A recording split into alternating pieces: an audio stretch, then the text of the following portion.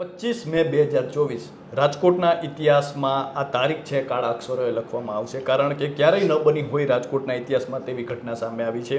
રાજકોટના કાલાવર રોડ પરના TRP game ઝોનમાં જે છે આગ લાગી અને આગમાં જે છે અનેક જિંદગીઓ હોમાઈ ગઈ. અત્યાર સુધીમાં 28, 30 અનેક આંકડાઓ આવી રહ્યા છે, પરંતુ આપણા માટે પણ જ્યાં સુધી કોઈ આંકડો મોટો ન હોય ત્યાં સુધી આપણે પણ કોઈ ઘટનાને ગંભીરતાથી લેતા નથી. થોડા દિવસનો દેકારો કરશું, થોડા દિવસની ચર્ચા કરશું ને ત્યારબાદ હતું એ ને એ જ ફરી કરશું. અને આપણે જે છે આપણે કોઈ પણ મૃતદેહ હોય, કોઈ પણ લાશ હોય, તે આપણા સ્વજનની ન હોય તો ત્યાં સુધી આપણે લાશને લાશ સમજીએ છીએ, મૃત્યુ નથી સમજતા. આ આપણી નિર્દયતાની પરાકાષ્ઠા છે અને માનવતાની નીચતા છે, કારણ કે આપણે મૂક પ્રેક્ષક બનીને જોવા સિવાય કશો આપણી પાસે ઓપ્શન નથી હોતો. અને દરેક મૃત્યુ જે છે કુદરતી નથી હોતું, ક્યાંક ને ક્યાંક આપણો પણ એમાં ભાગ હોય છે. ત્યારે આ પ્રકારની ઘટના સામે આવી છે અને આ પ્રકારની ઘટનાને લઈને આપણી સાથે ચર્ચા કરવા માટે વરિષ્ઠ પત્રકાર જગદીશ મહેતા સર જોડાઈ ચૂક્યા છે. તો આવો તેમની સાથે જ સીધી વાત કરીએ, વાત ગુજરાતી પર. સર, સૌપ્રથમ તો શું કહેશો? અમે અત્યારે જઈને આવ્યા છીએ, સિવિલ હોસ્પિટલે હતા. ગઈકાલે અમે ઘટના જે છે લાઈવ જોઈ છે. એક બાદ એક લાશ જાતી હતી. એ જોઈને કદાચ કઠણ હૃદયનો માણસ હોય એનું પણ કાળજું કંપી ઉઠે એવી ઘટના હતી. અને જે લાશું જાતી હશે, કદાચ આપને પણ એમ થાય કે શું વિચાર્યું હશે છેલ્લા સમયે એને, અને આ પ્રકારની જે ઘટના બની. સર, સૌપ્રથમ તો આ ઘટનાને કઈ રીતે જોઈ રહ્યા છો? પન્નાલાલ પટેલ બહુ મોટા નોવેલિસ્ટ થઈ ગયા, નવલકથાકાર ગુજરાતી સાહિત્યના. એની ભવની ભવાઈ નામની એક નવલકથા છે. ઉપેન્દ્ર ત્રિવેદીએ એના ઉપરથી પછી પિક્ચર બનાવેલું, એમાં હીરો ઉપેન્દ્ર ત્રિવેદી હતા. એમાં એક ડાયલોગ છે, કારણ કે ભયંકર દુષ્કાળ પડે એટલે 8-10 લોકો, ભૂખા લોકો, ગાયની એક નાની વાછડી હોય છે એને ઘેરી વળે છે અને જીવતા જીવત ગાયની વાછડીને બટકા ભરીને ખાવા માંડે છે. એટલે આ હીરો એટલે કે ઉપેન્દ્ર ત્રિવેદી નવલકથાકાર, હું તમને કહું છું, એનો હીરો એ શું કે છે, પોતાના હાથમાં દાતરડું છે, એ દાતરડાનો ઘા કરી ઓલા 8-10 લોકો ઉપર અને એમ કે છે કે હે કાળા કૃત્યના કરનાર, તમે કાપીને ખાઓ, કાપીને ખાઓ. ખાઈ તો જવાના જ છો તમે, એટલો કાળ આવ્યો છે કે તમે ખાઈ તો જવાના જ છો, પણ જે પીડા તમે આ નાની ગાયને આપી રહ્યા છો, વાછડીને એક એક બટકા ભરીને તમે ખાઓ છો, એ ક્યારે એનું મૃત્યુ થશે? એના કરતા બેટર છે તમે કાપીને ખાઓ. અને પછી એ ડાયલોગ બોલે છે કે 7 ભવનો અંધાપો સારો, જો આવા દ્રશ્યો જોવા એના કરતા 7 ભવનો અંધાપો વધુ સારો. રાજકોટની જનતા અત્યારે આવું જ ફીલ કરી રહી હશે કે 7 ભવનો અંધાપો આપજો, પરંતુ આવા દિવસો દેખાડશો નહીં. કારણ કે જે રીતે અત્યારે કત્લેઆમ, હું શબ્દ વાપરીશ, આ જાન ફિસાની, આ કુદરતી નથી, આ કોઈ કહેર છે, માનવ કહેર છે. કુદરતના કહેર શબ્દ તો આપણે સાંભળ્યા હતા, આ તો માનવ કહેર છે. અને કેવી ધૃતરાષ્ટ્ર જેવી સરકાર છે કે જેને કોઈની કિંમત નથી, કેવળ ને કેવળ હું અને મારા, હું અને મારા, પૈસા અને વહીવટ, પૈસા અને વહીવટ. આના સિવાય જેને કાયદાનું શાસન કહેવામાં આવે એનો લેશ માત્ર અનુભવ પ્રજા કરતી નથી. એ પ્રકારની આ વધુ એક ઘટના છે, કારણ કે આ પહેલી નથી અને ભગવાન કરે આ છેલ્લી હોય. પણ આ જે લોકો અત્યારે જે રીતે રાજ ચલાવી રહ્યા છે એ જોતા તેમ લાગે કદાચિત આ છેલ્લી ના પણ હોય. આપણે જાણીએ છીએ કે સૌથી પહેલા સુરતમાં તક્ષશિલાનું થયું અને છોકરા ઝાડવા ઉપરથી ટેટા પડે એમ બચવા માટે થઈને પડ્યા હતા, કોઈ એને રોકનાર નહોતું. અમદાવાદમાં મોલ સળગે છે, કેટલાય લોકો ભસ્મીભૂત થઈ જાય છે. વડોદરામાં એક હોળી હરણીકાંડ થાય છે, હોળી ઊંધી વળી જાય છે અને કેટલાયની જળ સમાધિ થઈ જાય છે, કેટલાના અરમાનોની પણ જળ સમાધિ થઈ જાય છે. રાજકોટમાં શિવાનંદ હોસ્પિટલ કોરોના કાળમાં, એ શિવાનંદ હોસ્પિટલના બેડ ઉપર જે સારવાર કરીને નવ જીવન લેવા આવ્યા હતા એને ઓન ધ સ્પોટ મૃત્યુ આપવામાં આવ્યું, કારણ કે શોર્ટ સર્કિટ થયું અને પોતાની જીવતી ચિત્તા ઉપર દર્દીઓ સળગી ગયા. ભાગી શકે એમ હતા નહીં, કારણ કે કોરોનામાં એ કરુણામય હતા પરિસ્થિતિ, તો બિચારા ઉઠી ન શક્યા અને એને એ જે બેડ ઉપર એ નવજીવન મેળવવાની કોશિશ કરીને અરમાન સાથે આવ્યા હતા ત્યાં જ ભસ્મીભૂત થઈ ગયા. એ પણ પતી ગયું. અને ત્યાર પછી આપણે મોરબી હોનારત જોઈ છે, ઝૂલતા પુલમાં 149 લોકોના જે છે આખા જીવતર જે છે એ ડૂબી ગયા. અને અત્યારની આ ઘટના, આ બધી જ ઘટનામાં જો કોઈ સિમિલારિટી હોય તો સિમિલારિટી શું છે? ભયંકર હદે સરકારની નાકામી, ભ્રષ્ટાચાર, બદમાશી, બિનકાર્યક્ષમતા અને માનવતાનો છાંટો ન હોય એવી એની વ્યવસ્થા. ઘણા લોકો એમ કે છે કે આ નીતિ નિયમોનું પાલન જે છે એ કરાવ. મેં કીધું 2 શબ્દ જોડોમાં, આ સરકારને કમસે કમ આ જે તંત્ર અત્યારે જેને આપણે વેઠીને વંઢારી રહ્યા છે એ સરકાર પાસે નિયમો છે, નીતિ નથી. નીતિ હોય તો આવું થાય જ નહીં.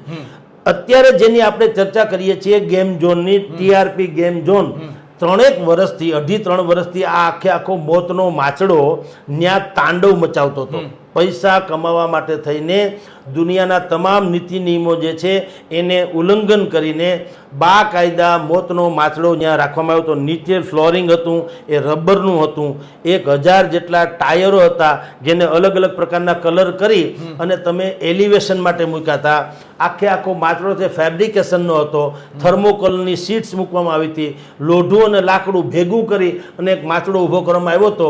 અને ત્યાં 2500 લીટર ડીઝલ અને 1500 લીટર જેવું પેટ્રોલ એનો જથ્થો પણ ત્યાં ને ત્યાં પડ્યો હતો. હવે તમે કલ્પના કરો કે નાકામી ને બેદરકારીની ચરમસીમા જુઓ કે જ્યાં આ બધો જ સ્ફોટક જેને કહી શકાય એવો માલ મળી દેવો પડ્યો હતો, ત્યાં વળી પાછું વેલ્ડિંગનું કામ ચાલતું હતું. હવે એક જ તણખો કાફી હતો. પોટાશ જેવો આજનો વર્તમાન છે અને કમનસીબે આપણી રૂની દુકાન છે. એ જે હાલત હતી એવી જ હાલત અહીંયા થઈ હતી કે સળગવા માટેના તમામ જેને કહેવાય એ પરિબળો તૈયાર હતા. એક તણખાની રાહ જોવાની હતી અને એ તણખો આ વેલ્ડિંગ વાળાએ કરી દીધો અને આપણે એનું ફળ ભોગવી રહ્યા છીએ. અત્યારે જેનો ખરખરો કરી રહ્યા છે તે કે આવા 28 જેટલાનું કહેવાય છે કે જે જાન ફેશન જેની અકાળે આવી રીતે વિદાય થઈ લેવી અને છતાંય સરકાર લીપાપોતી કરે છે, બીજું કશું છે નહીં. સર, જો વાત કરીએ તો અમે પણ અત્યારે સિવિલ હોસ્પિટલથી આવી રહ્યા છીએ. અનેક પરિવારો છે પોતાના સ્વજનોને શોધી રહ્યા છે. અમે અનેક મા બાપો છે પોતાના લાડક ભાઈઓને હજી પણ શોધી રહ્યા છે. એમને ક્યાંક ને ક્યાંક આશા છે કે ક્યાંકથી મળી જાય, કારણ કે અનેક લોકોને હજી પ્રાઇવેટ હોસ્પિટલમાં જે છે ઘાયલ થયા તેને પ્રાઇવેટ હોસ્પિટલમાં દાખલ કરવામાં આવ્યા છે.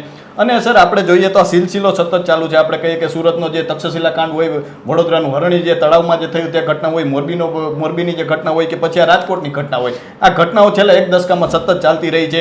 એને જે ઘટના થાય છે, રિપીટ થાય છે, લોકો બદલાય છે, સ્થળ બદલાય છે, જગ્યા બદલાય છે, પરંતુ આપણી પાસે કોઈ એટલું કડક આયોજન નથી. કાલે આપણે જોયું કે અહીંયા આપણે જે રીતે ઘટનાઓ જોઈ તો આપણે સમજાણું કે કોઈ પ્રકારની એવી સુવિધાનો આપણે અગાઉથી ખ્યાલ નથી રાખતા. તો સર, શું લાગે છે આને લઈને? જુઓ, ખેતર હોય તો ખેડીએ, ડુંગર ખેડ્યા ન જાય. કાગળ હોય તો વાંચીએ, આ કરમ કેમ વાંચ્યા જાય? એટલી બદમાશી અત્યારે જામી ગઈ છે સરકારમાં, કારણ કે એની પાસે રાક્ષસી બહુમતી છે.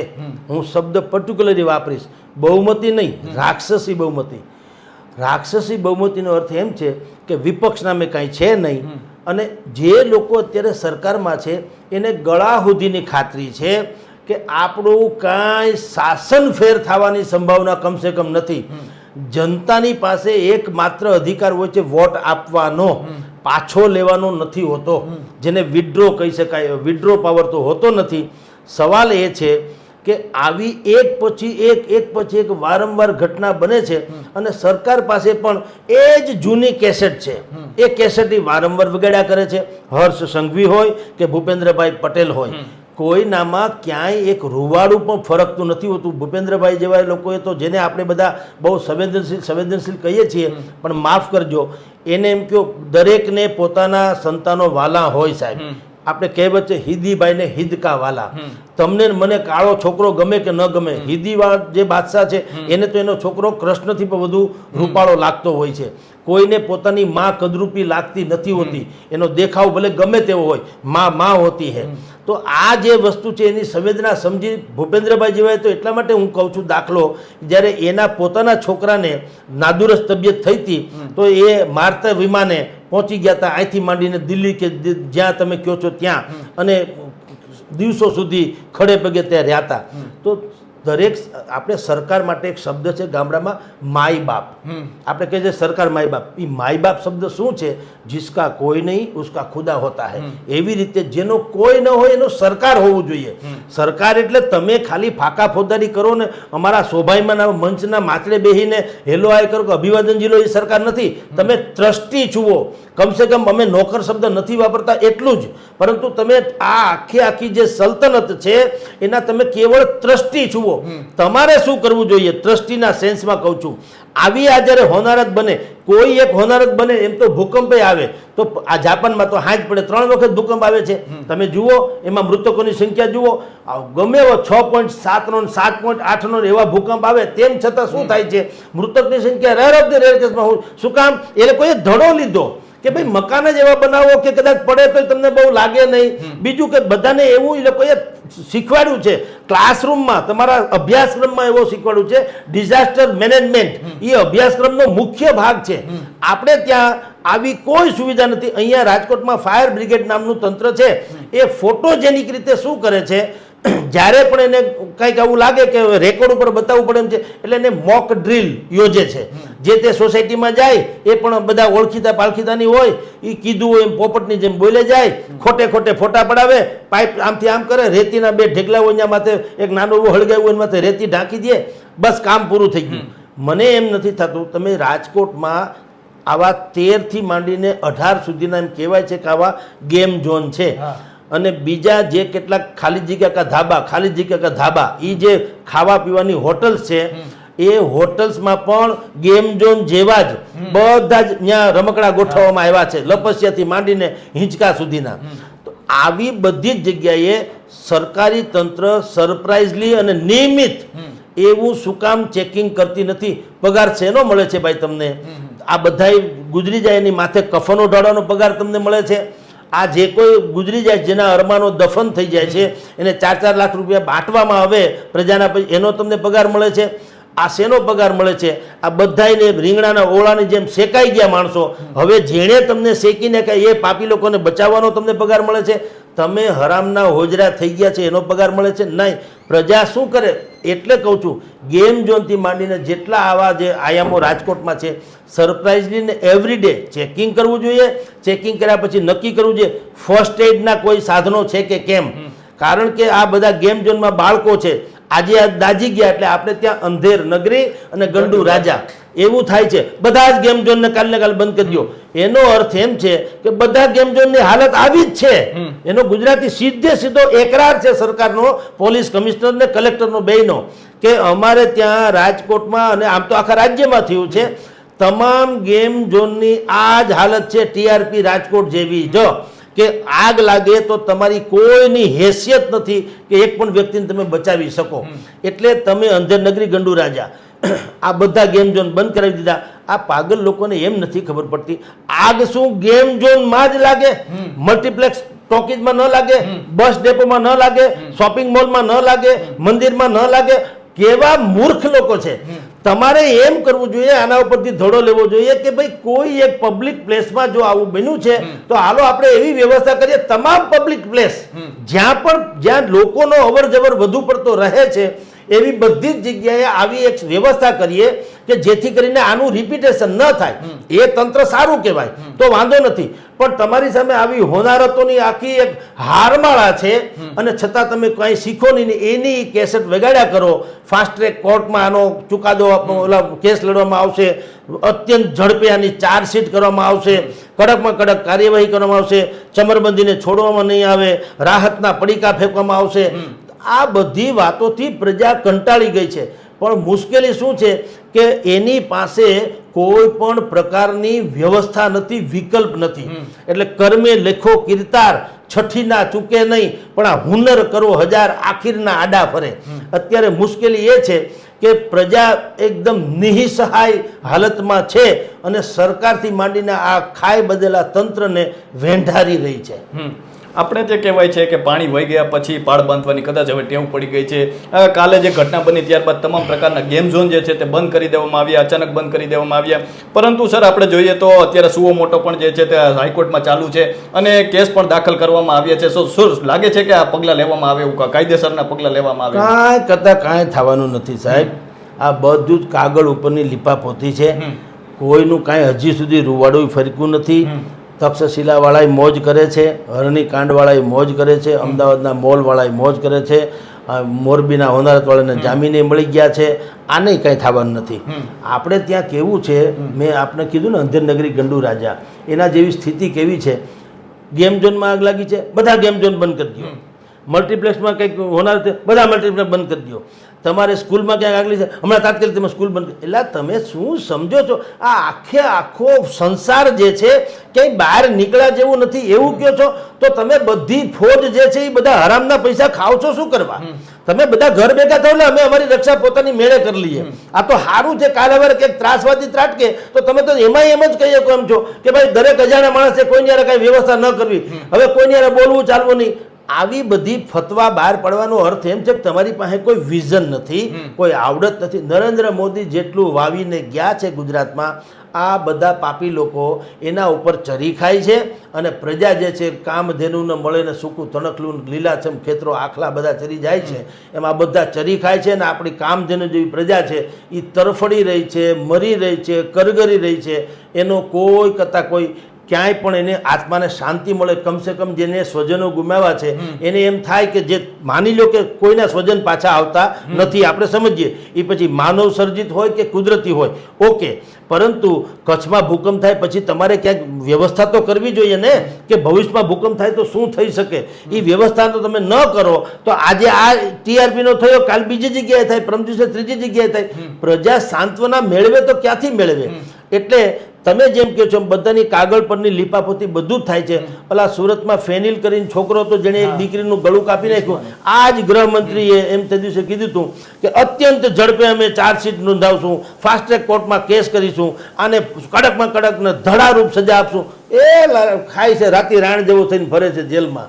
કોઈ ભોજ્યો ભાઈ એનો કોઈ રાજકોટમાં નહીં, સૌરાષ્ટ્ર ગુજરાતમાં 46 જણા એવા છે જેને ફાંસીની સજા સુનાવવામાં આવી છે અને પાડાની કાંધ જેવું શરીર કરીને હજી રોટલા તોડે જેલમાં. કોઈ ભોજ્યો ભાઈ એને અડ્યો નથી અને ફાંસી તો જવા દો તો કે બાના તો પછી શું છે, હોઠ જાજા તો ઉત્તર જાજા, જલ્લાદ નથી ફલાણું નથી દોરડા નથી. તો ભલા માણસ આવા તંત્રની આરે જીવવા કરતાં આ તો મોત જે છૂટી ગયા એમ કહો તો હાલે એવી સ્થિતિ સર્જી દીધી છે. એટલે પ્રજાએ સમજવું જોઈએ કે જ્યાં સુધી આ તંત્રમાં પ્રજા જવાબદાર ક્યારે થાય, તંત્ર પ્રજાએ સવાલદાર થવું પડશે. હવે પ્રજાએ લડવું પડશે. વિપક્ષની ભૂમિકા સ્વયં પ્રજાએ ભૂમિકા ભજવવી પડશે. કોઈ કોંગ્રેસ, કોઈ આમ આદમી પાર્ટી, કોઈ ફલાણું એમ નહીં, પ્રજા સ્વયં વિપક્ષ બને તો શાસક કંઈક કાબુમાં રહે એવું લાગે છે.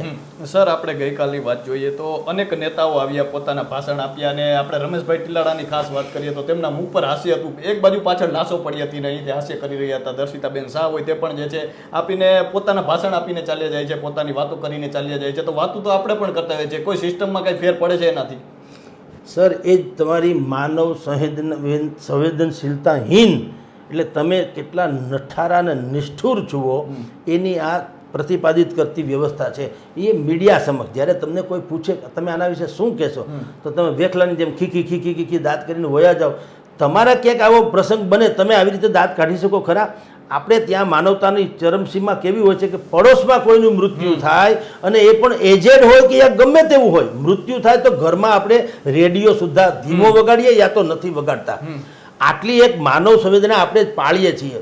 તમે અહીંયા મીડિયાને બાઇટ આપતી વખતે ખીખી ખીખી કરીને દાંત કાઢો છો એનો અર્થ એમ છે કે તમારું જીવન આમ જળ કમળવત છે. તમે તેલવાળો હાથ કરીને તમે પાણીમાં નાખો ને તો પાણી તમને સ્પર્શે નહીં, તમે ગયા કહેવાય, તમારા હાથમાં કંઈ થાય નહીં. એવી રીતે તમે અહીંયા સ્પોટ ઉપર આવ્યા ખરા, પણ શું કામ? તમારે એકેડેમિકલી તમારી હાજરી પુરાવવા હું ધારાસભ્ય જાગૃત છું એટલે હું અહીં આવ્યો છું, મારો ફોટો લઈ લો. મારી એને બાઇટ તો ક્યાંથી આવડે? એ તો હૃદયમાં હોય તો થાય ને. એટલે બાઇટની તસવીર લઈ લો એટલે હું અહીંયા સ્થળ ઉપર હતો એટલું બતાવવા માટે થઈને. બાકી આ જ બાઇટ ટીલાળાથી માંડીને દર્શનાબેન, ડૉક્ટર દર્શિતાબેન શાહ એ શું કામ ત્યાં પાથરણું પાથરીને બેસી ન ગયા કે જ્યાં સુધી આ પાપી લોકોને આખરી સજા નહીં થાય ત્યાં સુધી અમે અહીંયા આમરણાંત ઉપવાસ કરીશું. તમે કલ્પના કરો, એક પરદેશમાં ઈરાનનો વડાપ્રધાન, ભલે આપણા સંબંધો સારા હતા, જો ન્યાના રાષ્ટ્રપતિ મરી જાય તો અડધી કાઠીએ ધ્વજ ફરકે છે અહીંયા રાજકોટમાં ને આખા ગુજરાતના આખા દેશમાં.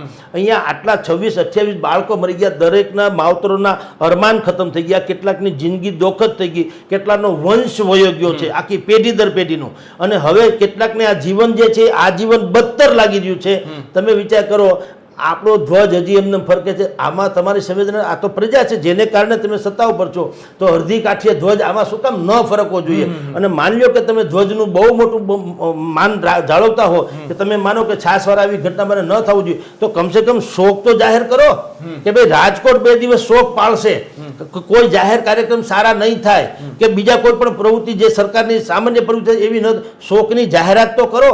પરંતુ તમે આટલા બધા નિષ્ઠુર થઈ ગયા છો. તમને ખબર છે મતદાન થઈ ગયું છે, હવે કોઈથી કાંઈ થવાનું નથી, બીજું સામે કોઈ છે નહીં, જે કાંઈ છે એ આપણે છે એટલે લીપાપોથી ચલાવી રહ્યા છે, અને પ્રજાની પાસે સહન કરવા સિવાય કોઈ છૂટકો નથી. સર, અમારી સાથે જોડાવા બદલ ખૂબ ખૂબ આભાર. નમસ્કાર. તો હાલ જે છે મૃતકોના પરિવારજનો છે તે આક્રંદ કરી રહ્યા છે, ધ્રુસકે ધ્રુસકે રડી રહ્યા છે, અને હજી કેટલા લોકો, હજી પરિવારજનો છે પોતાના જે સ્વજનો છે તેને શોધી રહ્યા છે, અને તેમના ડુસકાઓ પણ સંભળાઈ રહ્યા છે, અને આપણે મૂક પ્રેક્ષક બનીને જોતા રહ્યા છીએ, અને આપણી સંવેદનહીનતાની પરાકાષ્ઠા છે. તો અત્યારે બસ આટલું જ. ફરી મળતા રહીશું વાત ગુજરાતી પર.